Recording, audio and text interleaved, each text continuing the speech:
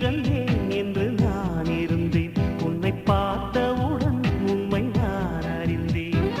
என் உயிரில் நீ பாதி என்று உன் கண்மணியில் நான் கண்டு கொண்டேன். எத்தனை பெண்களை கடந்திருப்பேன், இப்படி என் மனம் துடித்ததில்லை. இமைகள் இரண்டையும் திருடிக் கொண்டு உறங்கச் சொல்வதில் நியாயமில்லை. நீ வருவாயோ இல்லை மறைவாயோ? ஏ ஏ ஏ ஏ தன்னை தருவாயோ இல்லை கரைவாயோ? உன்னை பார்த்த பின்பு நானாக